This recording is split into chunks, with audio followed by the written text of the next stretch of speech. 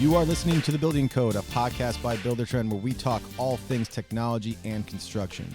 Be sure to stick around to the end of the episode where you can find out how to be a part of the Building Code crew. Let's get it. Hello, everybody. My name is Paul Worth, and you are listening to The Building Code. Today, we have a very special episode I'm really excited about. We have Will Lopez from Gusto. Why don't we start by first telling people about yourself, and then we'll talk about what is Gusto. Yeah, sure. Thanks. Well, thanks for having me. Really excited to do this. So been at Gusto for about 17 months. I'm actually an accountant by day and night, believe it or not. Been in the accounting profession my entire career. Came over to Gusto mid last year to oversee their accountant community, basically their partner program. Accounting professionals from all across the United States partner with Gusto, service clients on Gusto, construction clients on Gusto, and I empower that side of the business and love business, love entrepreneurship, love owning a business, owned my own small business prior to coming to Gusto for about 7-8 years. It was an accounting practice, of course, but yeah, excited to be here. And that's a little bit about my background without, getting too boring with debits and credits. So accounting, we don't do video yet. Teaser for all the listeners. We're trying to get some YouTube live videos of our podcast once we doll up our studio. But I guess my point is, yes, where the future is. Yeah. But you're a young guy and you got a t-shirt on that says Gusto, you're kind of hip and you decided to be an accountant. Are you trying to change the game there? Well, somebody had to change the game, and I thought it might as well be me. What's funny, Paul, is I had this grand dream of mine where I wanted to end up on Entrepreneur Magazine as the not your mom and dad's accounting firm kind of thing. Okay, I like it. And yeah, I mean, for me, I think my profession needs a lot of upgrading. It's very archaic in a lot of different ways, and I love my profession. I think what we do for a living and what we do day in and day out, caring for business owners and caring for their teams and stuff like that has always persuaded me. My parents were small business owners their entire careers, both out of passion and out of necessity. They had to be business owners. They didn't graduate from high school. So a lot of that really inspired me early on. And that led me down the accounting path. But I think there are a lot of people like me that just need to put their hand on the plow and not look back and change the profession a little. I love that. And you bring up a great point, because as a business owner, having a great accountant, that sort of blind spot of your business for most people in construction, because they don't get into owning their own business for being a custom home builder, remodeler, or construction company to do the books by any means, right? So it's a definite blind spot for them, and they need somebody they can trust. And there's a lot of problems, both in saving money and just getting yourself in trouble, that a good accountant can help an owner avoid, right? Oh yeah, absolutely. I mean, I've always looked at people like myself as the ultimate non-equity business partner, right? For sure. I'm there to fill in the gaps where you're there to do exactly what you're passionate about, and leaving that other tidy administrative work to me. I love that. We actually use that term since the beginning of Buildertrend. One of our co-founders, Dan, always talked about being a non-equity business partner. So we definitely share that same thought. All right, so you were on your own, you had your own business, you're into accounting, and then you come to Gusto. Why and what is Gusto? Yeah, like I said, I have a deep passion for my industry. I love my profession. I'm not ever going to leave it. I want to continue to invest into it. And what really struck me about Gusto's heart is, their mission is to create a world of work empowers a better life. And we do that through three things. We call them 3 pillars, and it's creating a great place to work, a more resilient place to work, having personal prosperity, and building a great culture. So, for me, that really aligned me with Gusto's values overall, that I felt I could still be a pro. I could still empower my profession and my peers at Gusto, while Gusto also has a heart for my profession and for small businesses. So I felt like I could have a bigger impact through Gusto, which we are. And, Gusto has always been here for small businesses since they opened their front doors, and even more so during, 2020 with the pandemic hitting. And so, we've worked really hard to create a lot of resourcing for small businesses, especially those in the construction industry, opening up features and avenues to access all the relief that has hit us this year. 50 product features, we're able to help secure $280 million of PPP loans, stuff like that. So, my heart and Gusto's heart align. So that's why I'm here. Yeah, it seems like really lofty goals for what I think when you go to the website, you look right at the website, and I actually logged into the demo, which is really cool, by the way. So if you want to learn more Yeah. about Gusto, and I'm sure we'll close the show with how you can do that, but you offer like a demo, and on the face, it's a payroll HR. And I don't want to put words in your mouth, like that's sort of like the nuts and bolts of it. But when I got in there, so much more. Like you said, resources, helpful things for you to do, what to be on the lookout for, right?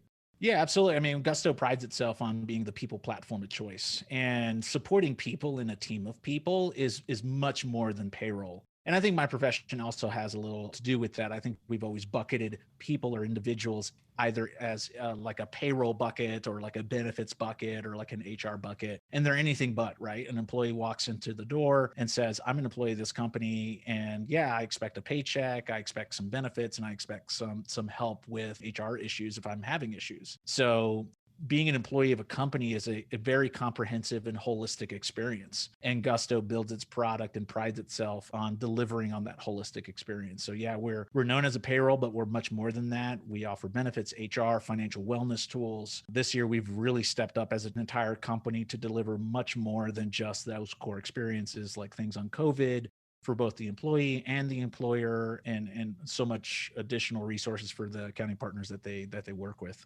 That's great. I love how you sort of put that. It's like you're not just a software for payroll, and then you can go find another software for HR and another software for Right. benefits. It's like that's not how you should look at your employees. So don't look at your provider of software the same way. As a business owner, almost my entire career, I learned pretty early on that a disjointed like people experience was not going to be great for a happier, productive team, right? And the truth is that employees really want to be cared for, and that comes in a variety of ways. That comes with, yeah, getting a paycheck, but it also comes with peace of mind around their health and wellness. It comes around like, making sure that their workplace is safe.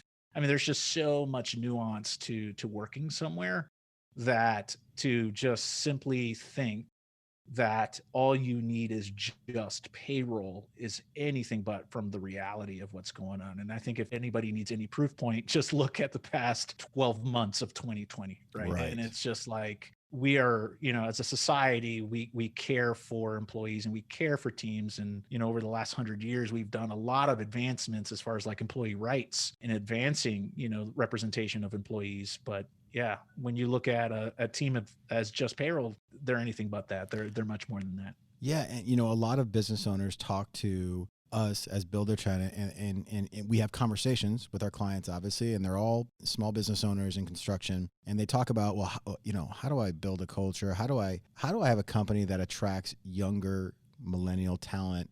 And a lot of what you just said is the key to that, right? Where we're not just looking at them as we've got to do payroll for them and go talk to the benefits person from this other company. Then when we do benefits, it's like it needs to be much more holistic. And I think that definitely speaks to what you were just talking about. Well, yeah, I mean, when people either look for new career opportunities or switching jobs or looking for their first job, I mean, they're looking at more than just a paycheck, right? And I think some recent research said that 8 out of 10 times they're also looking at health benefits that a company offers, and that sways their decision one way or the other. Right. They're also looking at whether or not they can save for retirement. That sways their decision. So it's much more than a paycheck. And if a company threw a bunch of money at someone, but didn't offer benefits and didn't offer the ability to save, or didn't offer the ability to save for your child's, let's say, college through a 529 plan or anything like that, that really impacts someone's decision making. And they could say no to great money just because all the other benefits are missing. Right. And in this industry specifically, construction has a huge labor shortage problem. And in that, the opposite side of attracting labor is keeping the good people that you have from going somewhere else. And that's the same thing. It's like you need to give them the correct, holistic sort of experience to make them feel like they're a part of this. It'll help them from looking somewhere else. Yeah, I mean, if you give people a ton of reasons to leave, they'll leave, right? And or at least not come, right? And so, building a nice comprehensive package or something like that to really entice someone to stay and endure and build a career with the company really goes a long way. Am I right? And again, I'm not just setting this up. I'm generally curious. Gusto is typically small businesses. Is that your target market? Is that who you guys build this platform for? Yeah, so we have built our platform for up to 100 employees. So any company of just about any industry up to 100 employees, we are working right now to actually expand that 100 employee mark. We obviously understand that there are bigger companies and larger companies. There are actually a lot of large companies that use Gusto that are above that 100 employee threshold. But we, based on our current experience, that's not where the majority of difficulty is out in the marketplace. 98% of businesses in America are under 100 employees. When you look at monthly jobs reports and you actually go into the details towards like the middle half of those job reports, you'll see that almost all their statistical data is below the 100 employee mark. So we solve for that segment of the market because it's the most underserved. So we're here to like serve the underserved. And a lot of payroll companies get enticed by going up to the bigger companies, right? So like, why service 100,000 plus small businesses when you can land, let's say 10,500 employee businesses? But that's not where we want to be. We want to serve the underserved, and we want to really lean into that and give business owners the competitive advantage that they deserve, that they generally don't get when they partner with a payroll provider. I love that. It totally aligns with Buildertrend because we're the same way. Small businesses, we don't go after the top 10 builders. It's everybody else. Right. And yeah, like, the great thing about this day and age is that you can utilize platforms like Gusto and Buildertrend to get the advantages that these huge companies have always had in terms of systems and data and just resources. So that's really cool. Speaking about that, let's give somebody a little tip here. All right, we're to give them something for listening this far. When you talk about 2020, I think some people would say, thankfully, it's coming to an end. It's been definitely an uphill trudge for everybody, but what should be on our customers' 2020, like end of the year checklist stuff? Yeah, I think the construction industry is notorious for contractors and subcontractors, right? Mm-hmm. I've been in the profession long enough to know that that's quite the common trend. So, I think keep it simple is my recommendation. I know they have the KISS out there to keep it simple, stupid. Yep. Which is like, look, you got end of year approaching. I'm sure you've been working with a lot of people that may have not given you their Form W-9, which, gives you all that official information that you need to kick out a 1099 or a W-2 if they become an employee. So don't wait to the last minute. Definitely don't wait till like January 20th or 31st when those things are due to start collecting this information. Just do it now. And if you do it through like Gusto, we actually have an easy outreach feature where we kick out that W-9 and automate it through technology, right? No more paper, obviously socially distanced, right? When you're using tech, remote when you're using tech. But keep that really top of mind. It's the one that creeps up on just about everybody. Okay, love that. So start doing that thing now.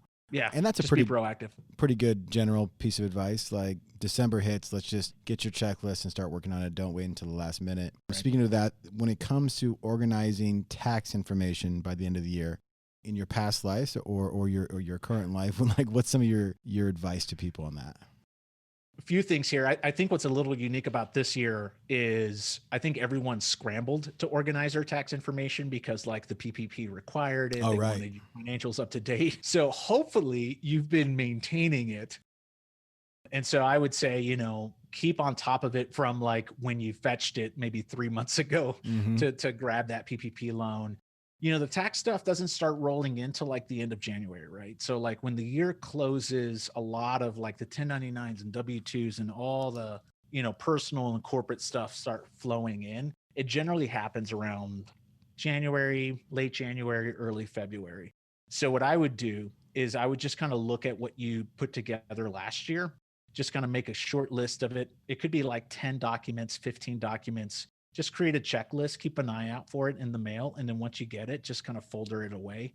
And I would, what I used to do with my clients was the moment you get it, just scan it, give it to your accountant and just put the ball in their court. Always just keep tossing the ball back to them. They have no reason to be like sitting on this kind of stuff, especially with all of us like adopting new technology now and they're able to do it. So just look at last year, quick, put a quick punch list together.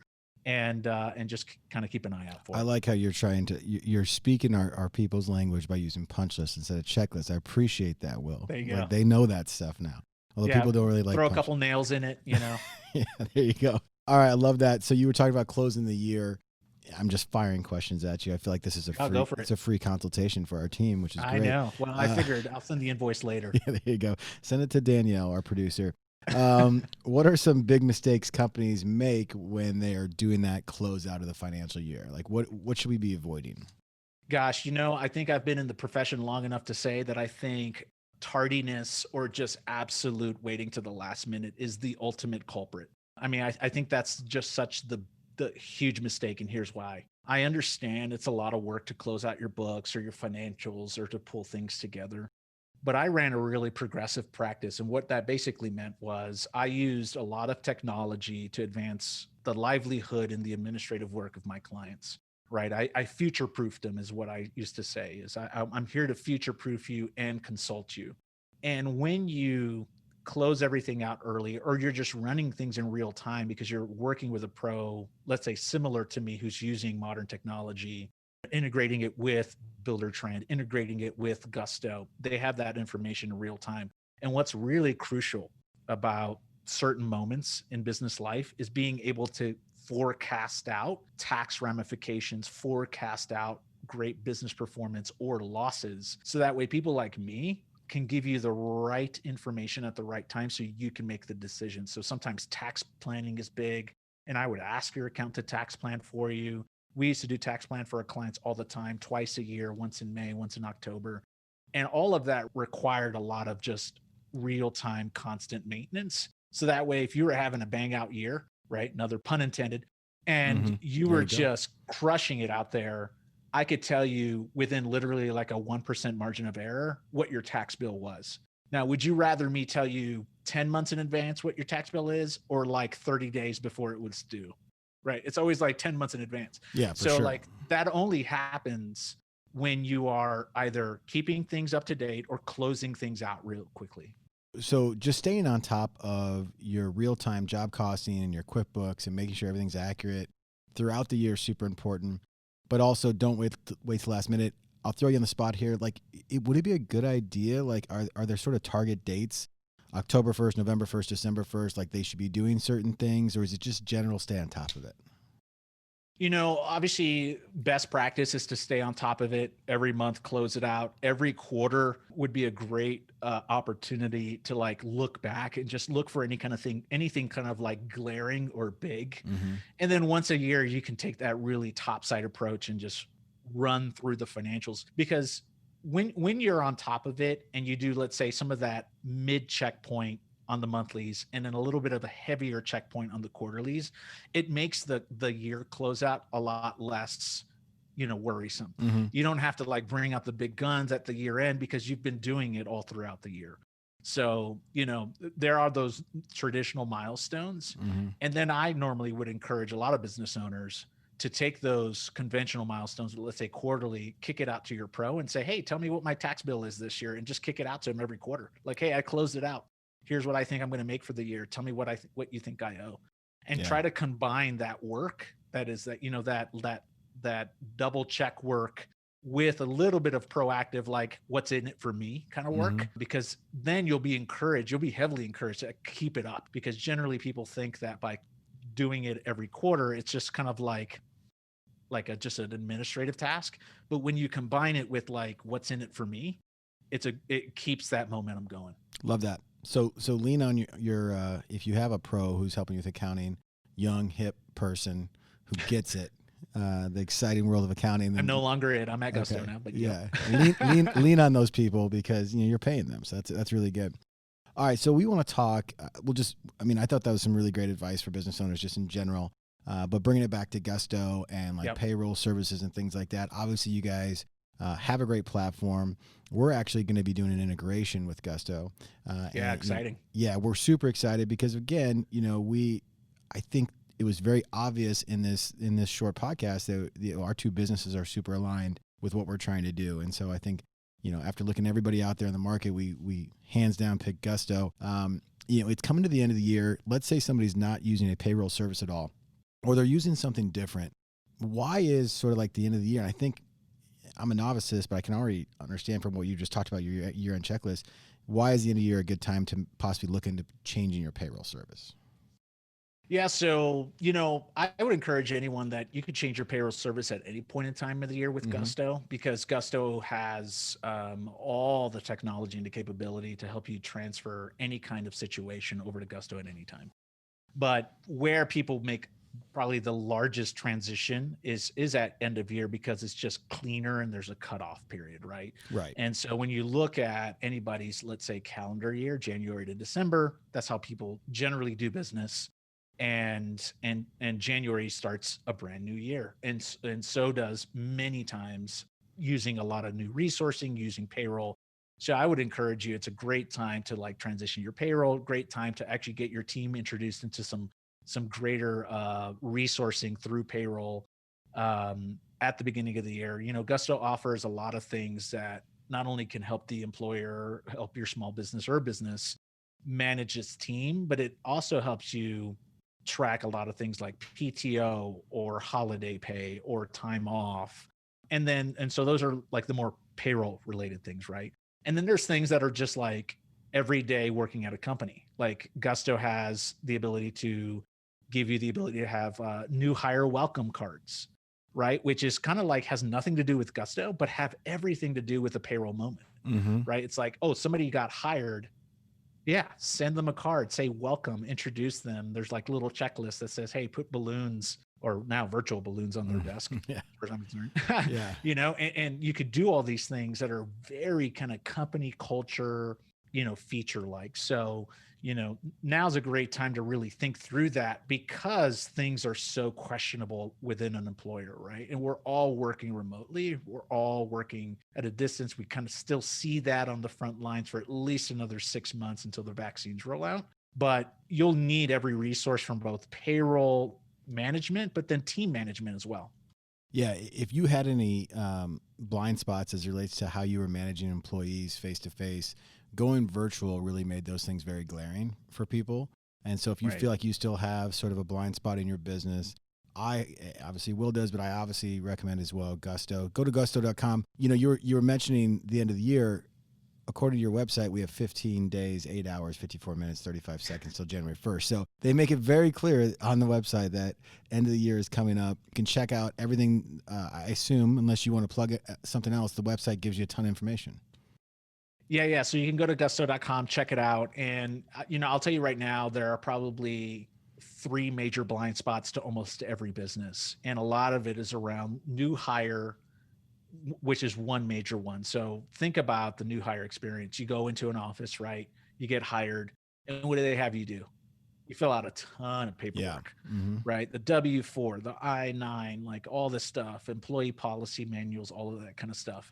And through Gusto, you can actually automate that entire experience. And we actually improved our onboarding employee experience for all of that. So now they can do that all digital. And then the next thing is generally the introduction of that employee to the team. Like, Right. hey, congrats, Paul is here. We'll meet Paul.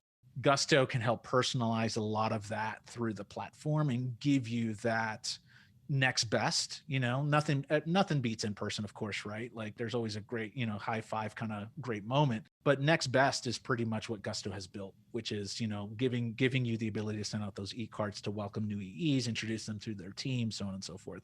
So those are the two or three major blind spots that I see many companies have, is just that in-person onboarding or welcoming back from furlough, and then just the introduction and the teamwork that happens. I love that. And I love you guys have so many resources in there that are outside of your core subscription and feature set. It's like, great, use us to get these tasks done, but here's everything else you get.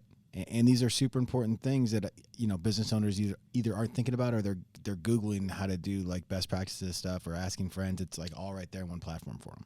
Yeah, I mean, look, I think the truth is, like I said, we're here to serve the underserved, and I think small businesses and business owners, for the broad majority of them, have just gone without, right? And a Yeah. lot of the resources that Fortune 500s, Fortune 1000s have, many business owners don't have. So we're here to make sure that they do have it. So, we look at payroll, benefits, and HR as much more than just what they are. Yes, we'll do all those key things, but there's so many other moments that payroll, benefits, and HR is just riff of, that we are trying to deliver as well. Love that. Super excited to have look forward to our partnership in 2021, the integrations that we have working with our teams right now. There's no way Will and I are going to give you an exact date in which that is. We're just going to tell you that it's coming in 2021, like many, many good things. So we're excited to have you guys as a partner. Yeah, keep an eye out. It's going to be a good time. We're really excited. It's going to be a good relationship. All obviously all for great things. All right, man. Well, thanks so much for coming on the podcast. Again, if you want to learn more about Will and Gusto, head out to gusto.com. We'll throw some links on the show notes page, buildertrend.com/podcast. Thanks again, Will, and to everybody listening. I very much appreciate you. Yeah, thanks for having me. Thank you again for tuning in to this episode of The Building Code. Make sure you subscribe and like wherever you listen to podcasts. Also, head out to Facebook and join the Building Code crew. And finally, drop me a line at podcast@buildertrend.com. We want to hear from you, suggestions on guests or topics, anything. Thanks so much for joining and appreciate you.